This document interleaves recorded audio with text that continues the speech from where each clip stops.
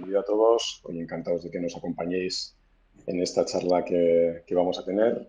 Bueno, me voy a presentar. Yo soy Óscar Astier, soy CEO de WITAC y voy a conducir un poco esta charla con María, que enseguida os la presento. Antes de presentaros a María, bueno, para los que seáis nuevos, aunque veo muchas caras repetidas, este es un entorno bastante interactivo en el que podéis participar, primero con los simbolitos que tenéis abajo de reacciones ante cualquier comentario que hagamos y que queréis reaccionar. También nos servirán para hacer algunas peticiones de votos, digamos, o de encuestas que os vamos a ir haciendo a lo largo de la charla para que también sea más interactiva.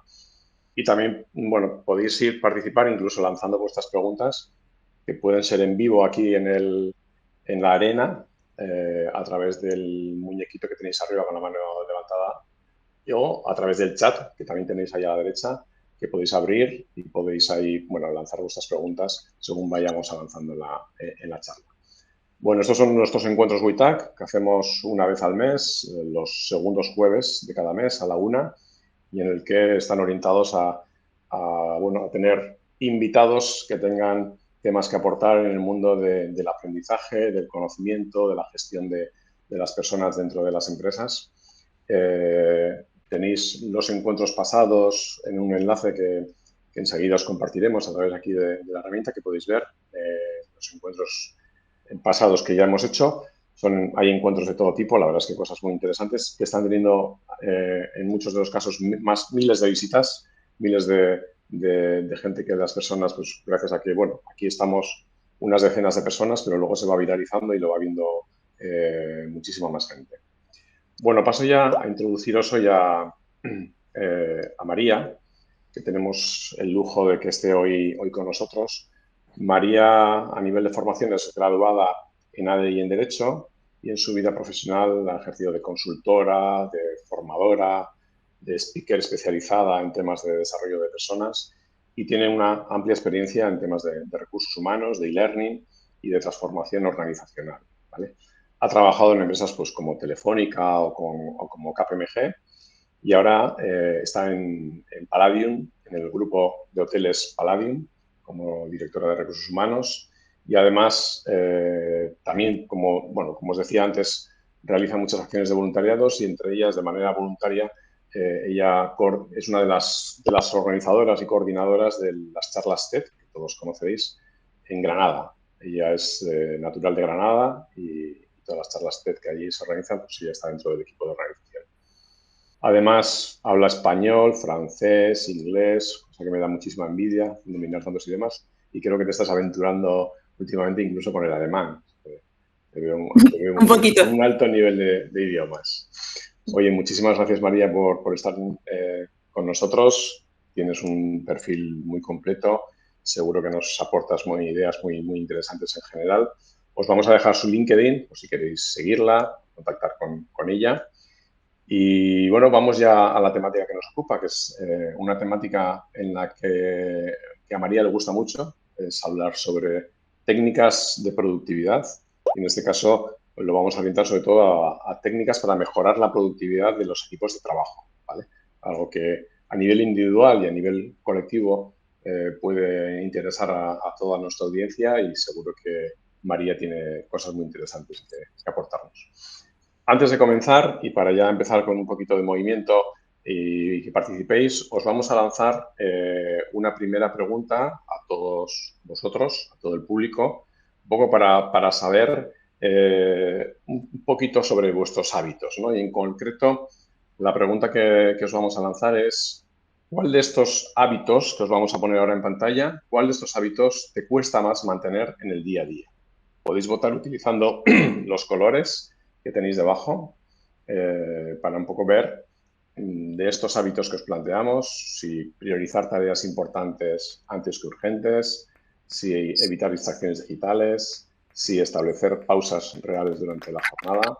¿Cuál de estos hábitos es el que más os interesa? Bueno, he visto bastante verde, un poquito de azul. Parece que el verde y el azul son los más predominantes. El verde es priorizar tareas importantes respecto a urgentes, que es algo muy crítico y a que a todos nos cuesta pararnos a pensar qué es más importante hacer. Y el azul, pues evitar las distracciones digitales que hoy en día pues a todos nos atañen.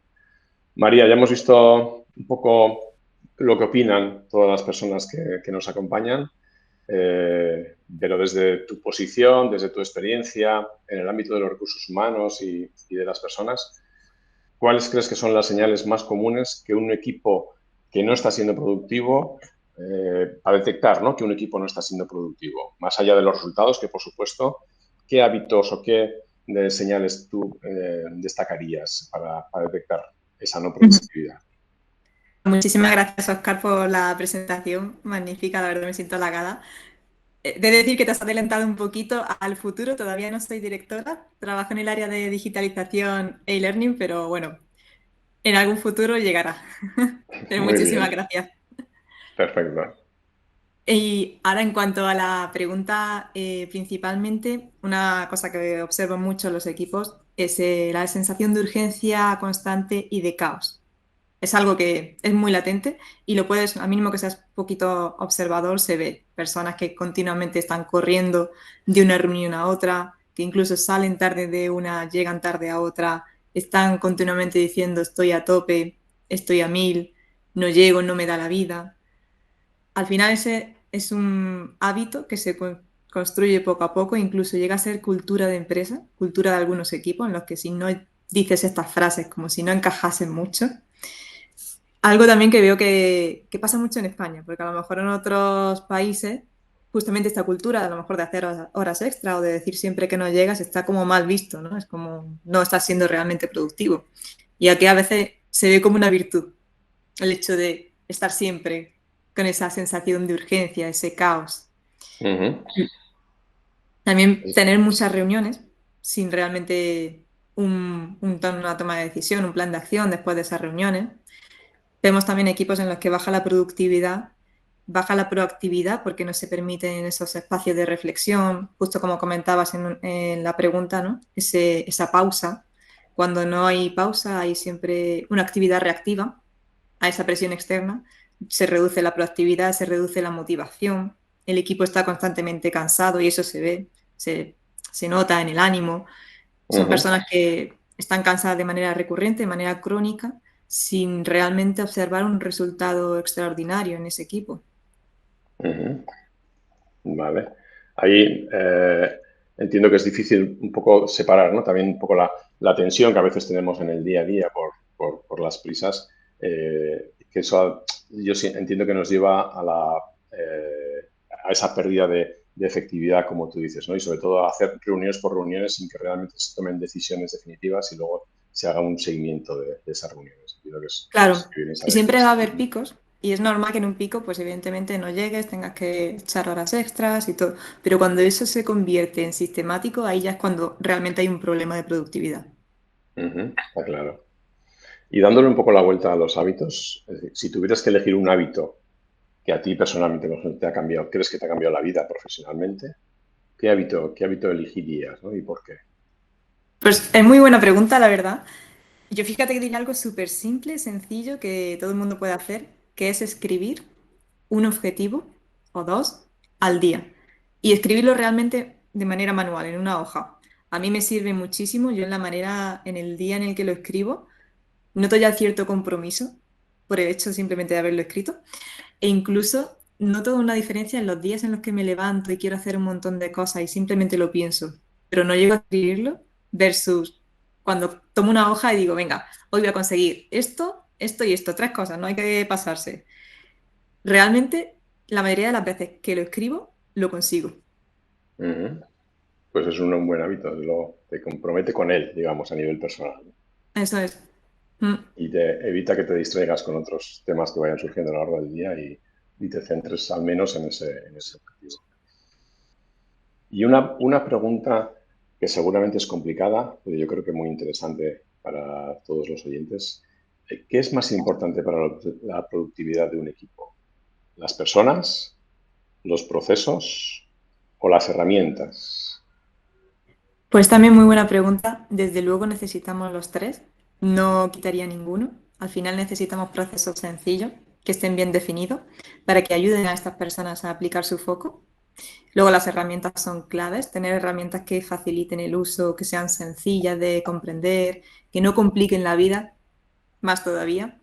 Pero luego al final, ¿quién usa estas herramientas? ¿Y quién establece estos procesos? Al final son las personas. Entonces realmente, y bueno, también diría, no cualquier tipo de persona, sino personas que tengan una mentalidad proactiva, mentalidad de mejora, una buena gestión emocional también. O sea, al final las tres son necesarias, pero sin duda pondría más peso todavía en la persona, porque con procesos claros y buenas herramientas, herramientas top del mercado como las hay, si no hay un equipo que tenga autonomía y que tenga claridad en el foco, al final no funciona. Ujú. Bueno, has dado dos claves, yo creo que también autonomía y claridad. Eh, que tengas un objetivo claro hacia dónde tender, para que las personas sepan cómo tomar decisiones. Sí. Muy bien. Vale, vamos identificando los problemas que van surgiendo en cuanto a la productividad y cuáles son los puntos principales. Te propondría acercarnos un poco a casos reales, en concreto al caso de la empresa donde tú trabajas. Es una gran cadena hotelera, con presencia además en diferentes países, con distintas culturas. Entiendo que perfiles y puestos también muy diferentes. ¿Cómo abordáis dentro de Palladium la gestión del tiempo y la productividad en equipos con perfiles tan diferentes? Pues sí, como dices, los perfiles son muy distintos porque tenemos desde el puro operativa, que son la mayoría de nuestros colaboradores, los que están en hotel y de cara al cliente, a la corporativa o los que estamos más en oficina, quizás trabajamos más también con un ordenador. Entonces, realmente los perfiles son muy distintos y ahí necesitamos tener total flexibilidad y personalización. Por traer un ejemplo real, en un momento en el que sí que el foco fue la productividad, nosotros trajimos a Palladium, a la cadena hotelera, el proyecto Lean, que al final es tomar la metodología Lean que surge en Japón, en las fábricas de Toyota, ¿no? En la industria automovilística, traerlo a la cadena hotelera para revisar nuestros procesos y realmente pues introducir ese modelo. La metodología Lean, que seguro que la conocéis, pero bueno, básicamente es identificar el valor que crea nuestro producto, nuestra marca, el valor para el cliente. Después, pues analizar dónde puede haber cuellos de botella, dónde puede haber pausas que no se necesitan, cosas superfluas a lo mejor que nuestro cliente no valora y quitarlas. Y luego establecer un proceso continuo de mejora. No es una cosa que empieces y termines y en terminado proyecto pues ya se ha mejorado y ya está, sino que hay que establecer esa mentalidad de continuamente estar revisando los procesos y continuamente estar aportando mejoras que puedan hacer que ese proceso sea mucho más fluido. Entonces, por ejemplo, aplicándolo a un ejemplo real, la limpieza de las habitaciones, lo que se hace al principio es establecer cómo es el proceso actualmente, dónde hay esos cuellos de botella, esos tiempos muertos, a lo mejor personas que realizan la misma tarea al mismo tiempo y entonces hay mucha concentración de energía en un tiempo y luego en otro están más ociosas o hay tiempos muertos. A lo mejor paseos innecesarios para recoger material o para dejarlo, que podrían agilizarse de algún otro modo, ¿no? Establecer quizá un mapa por el hotel que sea mucho más sencillo de recorrer y que permita que las habitaciones estén listas cuando el cliente necesita que estén listas, que al final es el valor que aporta, ¿no? Porque cuando una persona llega al hotel lo que quiere es que su habitación esté limpia, que huela bien, que esté todo recogido. Realmente hay a lo mejor cosas superfluas que hacemos y que no son valoradas. Entonces, al final, establecer un poco todo el modelo, identificarlo y crear ese nuevo modelo de mejora que nos permita justamente seguir dando y creando valor, pero reduciendo costes, reduciendo energía y recursos también. Ujú. Interesante, ¿eh? O sea, escoger, digamos, el producto mínimo viable, en este caso un proceso más que un producto, pero enfocarlo sobre todo al valor del cliente y por encima de eso luego ir mejorándolo y ir eliminando todo lo superfluo, como tú decías. Eso es. Sí, muchas Interesante. veces se hacen muchas cosas simplemente por el hecho de que puedas hacerlas, ¿no? Pero realmente Ujú. eso no se llega a valorar. Entonces, viene muy bien esa pausa para reenfocar. Ajá. ¿Y esto lo aplicasteis en un momento dado en Palladium? o es algo que ya continuamente lo estáis aplicando? Es algo que hubo un momento muy fuerte de aplicación en todos los departamentos y ahora pues continuamente se hace esa revisión de esa mejora continua, el Ujú, aportar novedades, ver qué podemos cambiar, estar ujú, siempre con la mentalidad de mejorar los procesos. ujú. Ahí entiendo que haréis muy partícipes también a las personas que hacen los procesos. No solo, Totalmente. no solo la visión desde arriba, ¿no? Sino también la visión de la gente que está en el día a día. La operativa es lo más fundamental, porque al final Ujú, ellos son los que van a hacer el trabajo y los que mejor saben cuánto tiempo dedican a una actividad, qué pueden reducir. Al final ellos son los conocedores de la actividad, efectivamente. ajá. ¿Y notáis mucha diferencia de culturas en países distintos? Sí, la verdad que sí. Sí, es muy curioso incluso en la propia España, bueno, ya si la mayoría sois de España lo sabréis, ¿no? Del norte al sur, las islas, hay muchas diferencias culturales. Por eso está Ujú, genial tener en cada hotel nuestro equipo también de recursos humanos, que al final son los que más cerca están y los que conocen su día a día, su cultura, y siempre con ellos podemos adaptar los programas o todas nuestras iniciativas. ajá, perfecto. Bueno, vamos a lanzar otra pregunta al público. Os vamos a lanzar la pregunta de cómo se organiza tu equipo habitualmente, con tres opciones distintas. La primera sería, ¿tenéis una planificación semanal con tareas u objetivos? La azul sería reuniones diarias o lista con checklist. Y la roja sería cada persona se gestiona por su cuenta según sus necesidades. A ver, el público, ¿qué opináis de estas tres opciones? ¿Verde, azul o rojo? Se ve mucho verde, un poquito de rojo. Parece que mayoría con planificación semanal, con tareas y algo de rojo, pues que cada persona se organiza según sus necesidades. María, esto nos da un poco una orientación de cómo se organiza habitualmente los asistentes que tenemos hoy. Según tú, ¿qué técnicas recomiendas, ¿no? Para mejorar la productividad de los equipos de trabajo, especialmente aquellos que trabajan en entornos digitales o híbridos? ¿Qué técnicas Mm. nos recomendarías a todos? Pues mira, a mí hoy me gustaría daros 5 tips que os llevéis a vuestra casa, a vuestra empresa, muy sencillitos, que podáis aplicar desde ya. El primero de ellos lo he titulado One Goal a Day, es decir, un objetivo al día. Va muy ligado con lo que decía yo que a mí me funciona personalmente Ujú. y significa, bueno, se trata de que pongáis a lo mejor 5 minutos cada día por la mañana para establecer un objetivo ese día. El objetivo tiene que ser tan importante como para que vosotros, si lo conseguís, ya sintáis que el día ha sido suficientemente productivo. Lo bueno de esto es que generalmente vais a elegir algo que sea un poco complejo, complicado, ¿no? Que quizás a lo mejor no os apetece mucho. Pero en cuanto lo consigáis, que serán las 10 de la mañana, las 12, las 1 de la tarde, ya habréis conseguido algo que os va a dar sensación de positividad, una sensación que va a generar también un efecto de bola de nieve para el resto del día y ya con eso que habéis conseguido vais a seguir queriendo hacer cosas, porque vosotros ya estáis contentos, ya habéis llegado a vuestro nivel, a vuestro objetivo. Y fijaos que un objetivo al día puede parecer poco, pero realmente al cabo de la semana habréis conseguido 5 objetivos. A mí ya eso ya me parece bastante. O sea, si termináis la semana con 5 logros, me parece que te puedes sentir perfectamente productivo y muy contento con tu desempeño.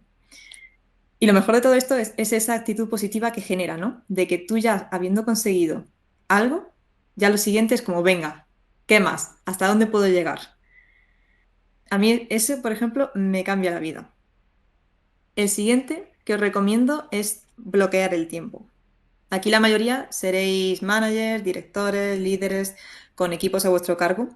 Entonces tenéis la posibilidad de liderar con el ejemplo.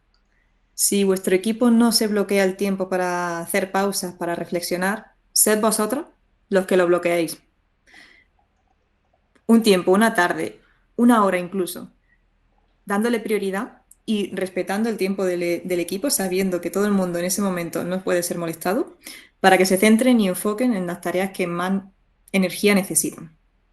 Aquí os pongo un ejemplo. Yo cuando trabajaba en KPMG, una de las políticas de recursos humanos que se impulsó fue que durante 2 miércoles al mes se bloquease la tarde completamente para que tú durante ese tiempo pudieses enfocarte en tus objetivos o en aquellas tareas que necesitan más tiempo de pensar, de crear, diseñar, o tareas a lo mejor que pueden ser un poco más tediosas y necesitas concentración. Y me parece importante comentarlo porque a veces pensamos que en empresas grandes o donde la actividad es pues en continuo caos, ¿no? No se frena nunca, no se puede, pero no, sí que se puede realmente. Al final es cuestión de respeto y cuestión de cultura empresarial también. El siguiente tip que quiero daros es el inbox cero, pero aplicado por capas. Igual ya conocéis la metodología inbox cero. Básicamente es que tengas el menor número posible de correo pendiente dentro de tu Outlook o de tu sistema que utilices para el correo. Hay distintas reglas que puedes aplicar. Por ejemplo, lo que no te interesa directamente lo desechas, lo que tienes que dedicarle más tiempo lo archivas para luego programártelo, lo que puedes delegar lo delegas y aquellos correos que puedes responder en 2 minutos porque ya sabes la respuesta o porque son muy cortos, pues los haces en ese momento para no tener que hacerlo luego. Esa sería la metodología inbox cero. Pero yo aquí lo que os vengo a comentar es por capas, por bloques. A mí me funciona mucho, por ejemplo, poner etiquetas de colores. Entonces, todo lo que viene de un proveedor lo tengo de color rosa. ¿Por qué? Porque su aplicación es rosa. Entonces, de manera visual, lo veo. Ya sé todos los correos que este proveedor me ha mandado. Todo lo que viene de mi director, de mi directora, pues lo tengo de color naranja. ¿Por qué? Porque el naranja es un color que llama mucho la atención, va a destacar de entre las cosas que tengo en la carpeta y lo voy a ver de manera muy visual, sin ni siquiera tener que entrar en cada correo. Entonces, lo interesante aquí es que tú vayas actuando por capas. Es decir, si te vas a poner con el proveedor X o con facturas o algo así, que te pongas exclusivamente a hacer esa capa, ese bloque.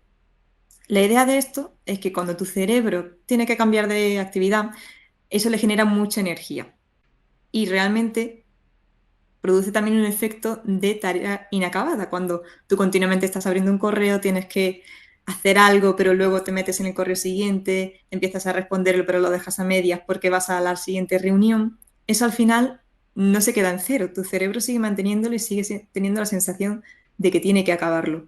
Por tanto, mi propuesta aquí sería, primero, analizar bloques de contenido en los que te puedes centrar e ir atacándolos uno por uno.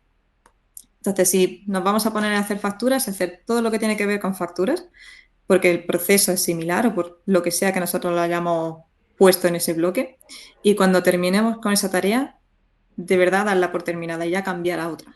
Y mucha gente lo que hace es el correo al final le domina, ¿no? Tú abres el correo y empiezas por el principio, empiezas a ir contestando y al final, después de media hora, has contestado un montón de correos, pero no te acuerdas ni de qué has contestado, ni de qué queda pendiente, ni de qué queda para otra persona. Entonces, básicamente es eso, no reaccionar al correo, sino ser tú el que lo controle y que te pongas un método que a ti te sirva. Por entenderlo bien, o sea, tú te haces una revisión del correo, lo que ves que es, bueno, lo que ves que no va para ti, lo rediriges o lo eliminas si no lo ves importante. Lo que ves que es de rápida respuesta, lo contestas inmediatamente. Lo que ves que te va a llevar más tiempo, lo etiquetas con un color para dejarlo para cuando cojas ese bloque de colores, ¿no? Eso es. Incluso la etiqueta la tengo con una regla. O sea que ya sé que todos los correos que me vengan con esa dirección se van a poner de color rosa. Entonces ya, ahí ya no me encargo yo, lo hace el correo. Interesante, interesante. El siguiente que os quiero comentar, que a mí me gusta mucho porque también es un poco polémico, es no hacer todo lo que podamos hacer. Esto significa que muchas veces tenemos muchas ideas y queremos hacerlas todas. Y realmente tenemos la capacidad de hacer que esa idea sea realidad. Pero no por el hecho de que sepamos hacer esa idea realidad, tenemos que hacerlo. Aquí me gusta traer también un concepto económico, pero que se aplica totalmente, que es el concepto de coste de oportunidad. Al final, si tú tienes una cantidad de dinero X y estás pensando entre irte de viaje o comprarte un coche, pues si te vas de viaje, tu coste de oportunidad, lo que estás perdiendo o no teniendo, es el coche, ¿no? Y viceversa. Pues aquí con el tiempo aplica de la misma manera. Al final el tiempo es una moneda de cambio. Si tú dedicas tu energía a hacer algo, no puedes hacer otra cosa, porque estás enfocado en ese punto. Y bueno, actualmente pues tampoco podemos estar en dos sitios al mismo tiempo. Entonces, a mí me parece un concepto económico muy aplicable al tiempo y muy positivo también, porque te da ese empoderamiento en el que tú decides, tú eres consciente de en qué quieres invertir tu tiempo y tu atención. Y entonces, aunque tengas la capacidad para llevar muchas ideas a cabo o para generar muchas ideas, no significa que todas ellas tengas que hacerlas. Es decir, es fantástico que tengas esa capacidad y que puedas, pero es mucho mejor que elijas cuál de ellas te va a dar más resultado y si puedes, incluso en cuál de ellas tienes que invertir menos tiempo para que te dé ese resultado, teniendo en cuenta este coste de oportunidad. Está muy bien. Ahí esto también yo lo digo como que a veces tendemos a hacer las tareas que más fáciles o que más habituados estamos a hacerlas y sabemos que las vamos a hacer bien porque es casi mecánico y tal, y dejamos las más difíciles para más adelante. Entonces, Efectivamente. eh, aunque podamos hacerlo con facilidad, pensar si realmente es algo que tenemos que dedicar el tiempo porque estás dejando de hacer otras cosas, ese coste de oportunidad que tú decías, que estabas dejando de hacerlo. Eso es. Entiendo por ahí. Sí, hacemos a veces muy bien cosas que no hay que hacer. Es como lo has Eso. hecho fantástico, pero es que no hace falta. Entonces, justamente lo que tú decías, ¿no? A lo mejor las que son más fáciles, las que más nos apetecen, que te van a salir bien, pero no te da ese resultado. Mm. Y ya por terminar esta cuestión, comentar, y a mí me parece muy importante, el uso eficiente de la tecnología. Porque hoy en día hay muchas maneras de automatizar cosas. Podemos usar la inteligencia artificial, herramientas para hacer seguimiento de objetivos, para mejorar la productividad. Y muchas de ellas incluso son gratis, ya las tenéis en vuestro ordenador. Y lo que veo muchas veces es que la gente usa la tecnología, pero no de la manera más eficiente. Y esto no tiene nada que ver con la edad, porque veo gente joven que usa tecnología, pero se queda con la capa superficial. A esto lo que os comentaba, por ejemplo, del correo. Puedes hacer reglas para que te etiquete el correo, reglas para que te elimine directamente correos que no necesitas, para buscar de manera eficiente y no estar media hora buscando un correo que yo sé que comentaba no sé qué, a ver si lo encuentro en el hilo. Hay una manera eficiente de hacer esa búsqueda. Entonces, me refiero justamente a esto. Muchas veces nos quedamos con la capa superficial, como cuando, por ejemplo, usamos Instagram, cualquier red social. La mayoría de la gente entra en Instagram y consume lo que el algoritmo le dice que tiene que consumir. O sea, las stories de la gente que te aparece al principio y el feed de la gente y la publicidad que ha decidido Instagram que te toca a ti. Pero realmente hay una opción en la que tú puedes decir no quiero ver publicidad o no quiero ver historias de gente que no conozco. Pero la mayoría de la gente no activa esa opción. Y lo mismo Ujú. pasa un poco con el correo, ¿no? Entras y te quedas con lo que te da el correo. Sí. Un poquito de aprendizaje nos da una gran ventaja para automatizar temas y a veces ese poquito de aprendizaje nos da pereza captarlo. Sí, ahí es genial el generar este justo momento de pausa, de reflexión, para si te tienes que poner al día para aprender algunos tips de correo, pues te ves un cursito súper corto de 5 minutos con el que aprendas algo que ya te va a mejorar la productividad en tu día a día, segurísimo. Ujú. Muy bien. En el chat, yo creo que el tema del correo es un tema candente, que a todos lo sufrimos, ¿no? Y todos tenemos nuestras técnicas para organizarnos y la idea que nos has dado yo creo que es muy interesante. Pero ya hay gente haciendo comentarios como Carlos Ferrando que nos dice, no pierdes los correos archivados a la hora, o sea, no los pierdes de vista cuando al quitarlos de la bandeja de entrada. Entiendo que se refiere a... Pasa que tú no los quitas de la bandeja de entrada, tú lo que haces es etiquetarlos por color. Una vez Exacto. que, una vez que los acabas, entiendo que los llevas archivados y se quedan ahí. Sí, o incluso lo puedes dejar en la bandeja de entrada, pero lo vas eso clasificando por color. Mm. Si a ti, por ejemplo, Carlos, no te funciona lo de archivarlo, no lo hagas. Al final, los tips, coge lo que a ti te sirva. No hace falta, no hay un milagro que le sirva a todo el mundo. Si tú quieres tenerlo en tu bandeja de entrada, tenlo ahí, pero clasifícalo con un color. Eso es curioso. Luego cada uno también tiene su forma de gestionarse y es muy personal, ¿eh? Lo que a uno le funciona, a otro lo ve como muy cómodo. O sea que es todo muy, muy personal. Totalmente. No hay nada como conocerse a uno mismo y saber lo que a ti te funciona. Eso es. Luego Rodrigo Veramente nos dice, ¿trabajas con estados de etiquetas como pendientes, en curso, parado en el correo? Sí, totalmente. De hecho, a mí me gusta usar una aplicación que se llama Trello, que es como un planner, y ahí los voy organizando. Lo puedes conectar con el correo, con Teams también, hay muchas ahora aplicaciones que se conectan. Entonces ahí puedes mandar directamente, puedes poner el correo, el título, yo suelo poner el título porque es lo más fácil luego también para buscarlo. Y si tiene micro tareas, las puedes desarrollar. Si tienes tareas a lo mejor que asignar a alguien y tienes el Trello o el Planner conectado con tu equipo, puedes meter a esa persona y ya pues los dos veis el estado de esa tarea, por ejemplo. Ujú. Muy bien. Pues oye, gracias por estos 5 consejos. Yo creo que muy interesantes a nivel de productividad. Cada uno se apuntará al que más interesante vea o los que más interesante vea, porque, como decíamos antes, esto es muy personal. Muchas gracias, María. Eso es. Voy a pasar a una siguiente pregunta. Eh, bueno, otro elemento, el email es un elemento conflictivo, por cómo lo manejamos, pero hay otro elemento que también es muy conflictivo o muy de debate o dentro de las Mm, empresas. Ya ha salido antes, que son las reuniones. sí. Eh, ¿Qué papel tienen las reuniones en la productividad de los equipos? ¿No? ¿Cómo podemos optimizarlas o saber cuáles realmente son útiles, cuáles no son tan útiles, cuál es la duración adecuada, cuál no es la duración adecuada? Bueno, ahí hay todo en torno a las reuniones, también muy personal, pero a ver qué nos puedes orientar sobre las reuniones. Es una súper pregunta, la verdad, porque reuniones hay que tenerlas, pero hay que tener las reuniones correctas. Entonces, vamos a ver qué reglas también súper sencillo para que podáis aplicar desde ya en las reuniones. Para mí la primera y fundamental tiene que estar siempre, es poner una reunión con un objetivo claro y una agenda. Si no, no hay reunión. Es decir, ¿cuántas veces os ha pasado, seguro, que habéis ido a una reunión y no sabíais a qué? Y estabas ahí como, hola, aquí estamos.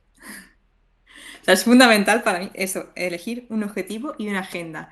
Y además también es cuestión de respeto, porque tú estás cogiendo tiempo de la otra persona y tú quieres que la otra persona esté en tu reunión. Entonces, ¿qué menos que decirle para qué quieres que esté allí y qué vamos a hacer ahí?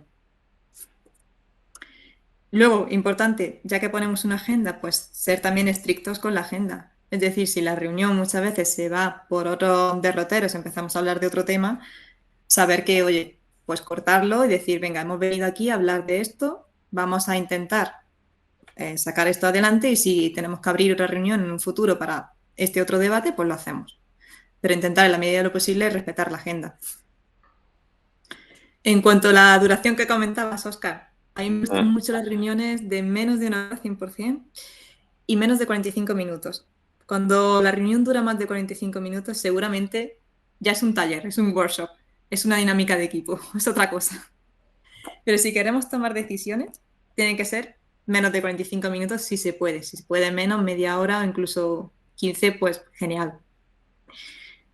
Luego, para tema de tomas de decisiones, siempre está bien meter un número impar de personas por el hecho de que al final hay desequilibrio. Entonces, una persona impar puede ayudarte a, a desequilibrar y a tomar decisión.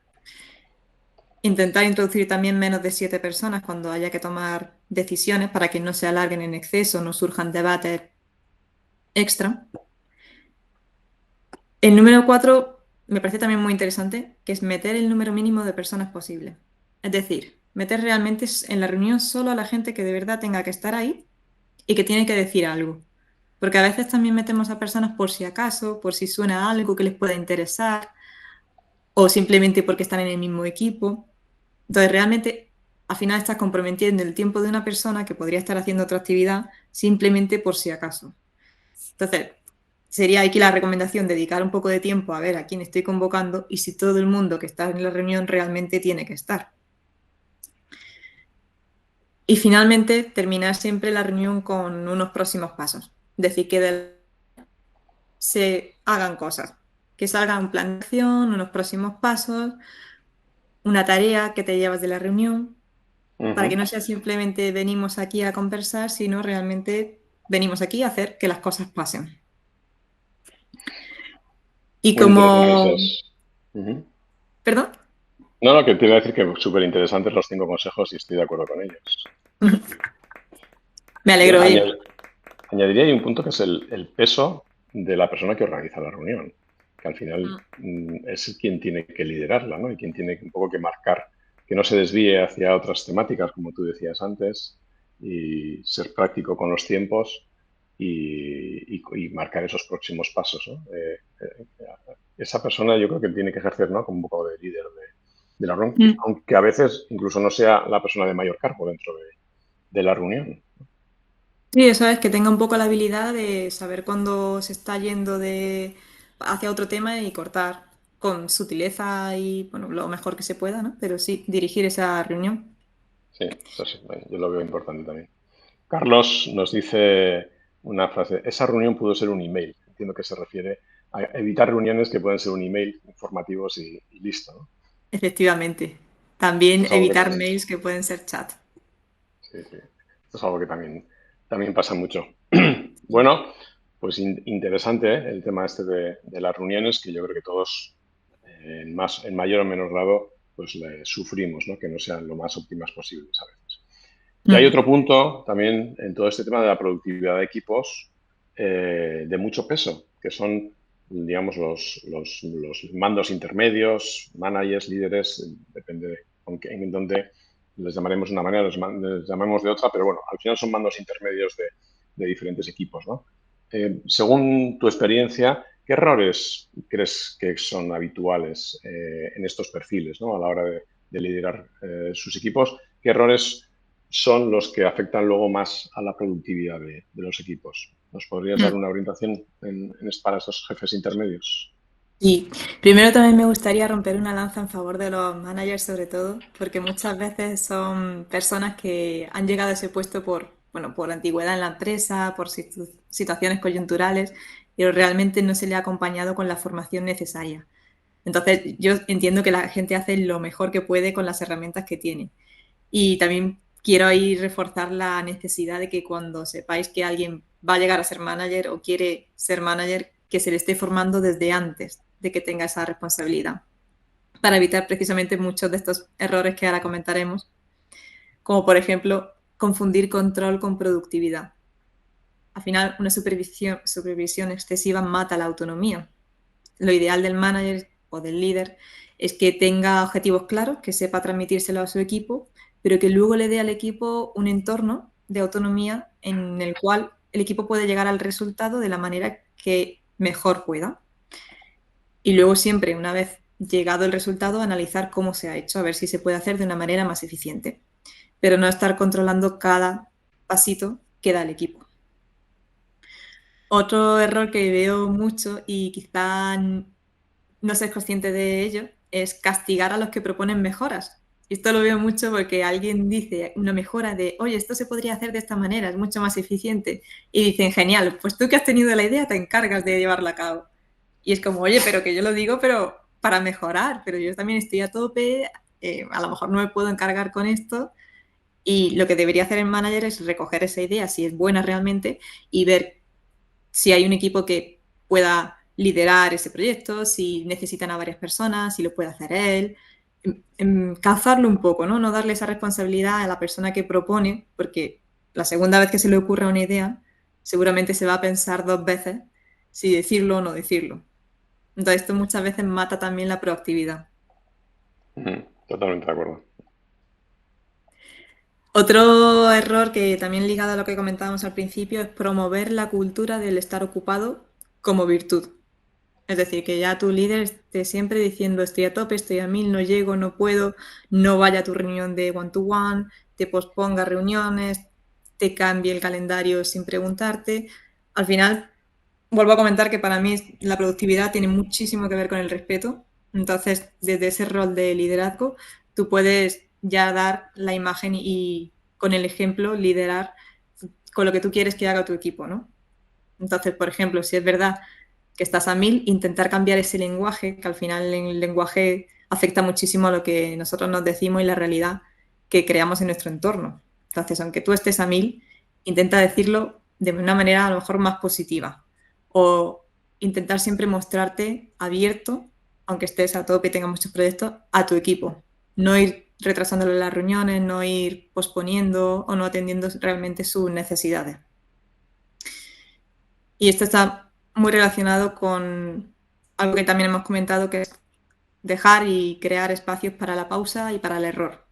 Es decir, tú al final bloquear el tiempo, respetar el foco y la energía de tu equipo, porque al final cuando crecemos más, justamente también comentábamos al principio con lo de los voluntariados, momentos en los que te permites a lo mejor vacaciones o un voluntariado o tener un tiempo de reflexión para ti, ahí es cuando realmente paras y piensas, ¿qué estoy haciendo? ¿Dónde estoy? ¿Dónde quiero llegar?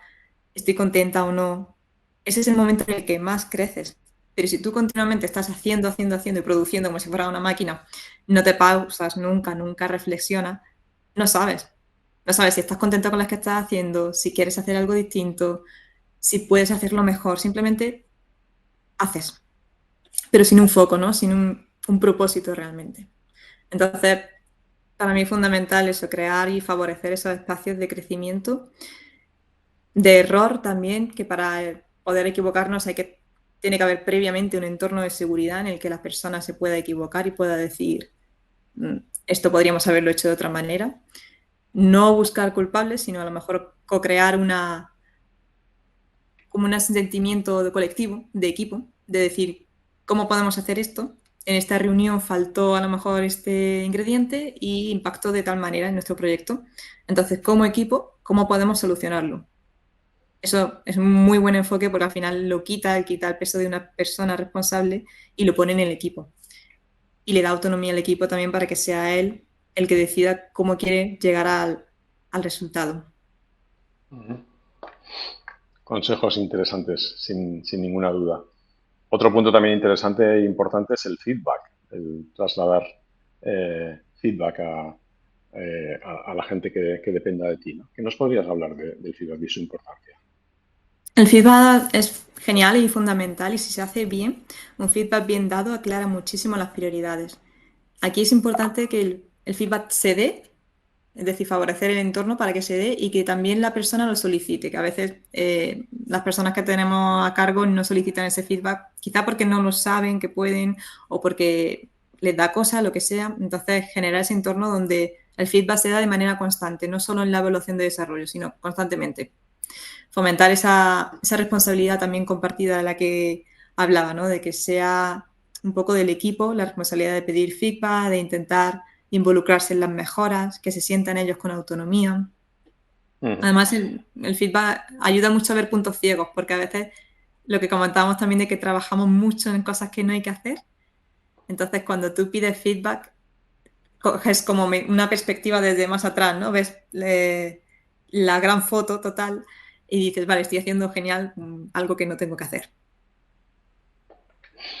Muy bien, oye, muy interesante, María. Bueno, vamos ya avanzando, estamos ya en la parte final y os invito a todos a lanzar, bueno, preguntas ligadas a la temática que os gustaría escuchar la respuesta de María. Para hacer las preguntas tenéis tanto el chat como os decía antes, el hombrecito con la manita levantada, que eso os da pie a que incluso os veamos, participéis con vuestra cámara, con vuestro vídeo, con vuestro audio y tengamos más percepción de lo que queréis transmitir. Se transmite mucho mejor con el vídeo que solo por escrito. Así que si alguien se anima, encantados. Mientras vais pensando, veo que hay una pregunta en el chat de Carlos que dice, ¿cómo podemos los managers detectar que estamos siendo un freno para la productividad del equipo? Muy buena pregunta, Carlos. Creo que algunos tips ya hemos dado, pero una clave sería el manager, por ejemplo, que siempre dice que sí a todo. Es mucho más importante priorizar tu equipo, decir que no ahora, por ejemplo, ahora no significa un stop, no significa frenar, significa simplemente que estoy priorizando a mi equipo y las tareas que están haciendo y a lo mejor después podemos ponernos con otro proyecto. Porque al final el riesgo de un líder que siempre dice que sí a todo es que el equipo percibe que siempre tiene que estar presente, que siempre tiene que estar disponible 24/7. Al final eso conduce en baja productividad, baja proactividad y termina quemado, ¿no? Este burnout. Irene nos hace la misma pregunta, pero diciendo, y además no esperando al feedback del equipo, ¿no? como añadido más, ¿no? El tema del feedback que comentábamos antes. Vale, ahí Irene te diría eso, no hace falta esperar a un momento preciso para tener feedback. Puedes preguntarle feedback en cualquier momento. Se entiende el feedback como algo positivo porque queremos mejorar. Y, por ejemplo, pues puedes detectar cuando tu equipo está quemado, cuando no ves que haya un compromiso real con el objetivo, cuando no proponen ideas, cuando de manera, en una reunión, por ejemplo, la reacción es muy reactiva, esperan a que venga una presión externa y no son ellos los que quieren mover la rueda, por así decirlo. Muy bien. Bueno, no sé si hay alguien más o alguna pregunta. Te voy a lanzar para mí la última pregunta, más una pregunta que yo creo que puede ser muy interesante. Desde tu perspectiva y de tu experiencia, si tuvieras que elegir un solo hábito para que tu equipo lo tuviera desde el día de mañana, ya sabes, mañana lo tienen todos, ese hábito. Mm, ¿Cuál sería ese hábito que elegirías, ¿no? Que te gustaría que tu equipo lo dominara, lo tuviera, lo aplicara desde mañana? mm. A mí me gustan las cosas sencillas y yo creo que lo más sencillo es dedicar el menor tiempo posible en tu mañana a elegir un objetivo, el objetivo del día. Escríbelo e intenta conseguirlo. Y lo que comentaba al principio, ese objetivo tiene que ser tan importante como que si tú ya lo has conseguido, ya te sientas feliz y satisfecho con el resto del día, pase lo que pase. Pues oye, muchas gracias, María. La verdad es que charla amena, interesante y yo creo que muy práctica, que todos salimos aquí con ideas en la cabeza para poner en práctica desde hoy mismo. Y os pido a todos un gran aplauso a María por su intervención, por todo lo que os ha podido aportar. Y nada más, gracias a todos por venir.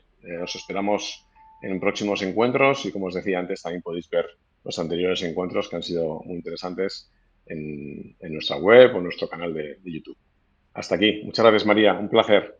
A vosotros, muchísimas gracias.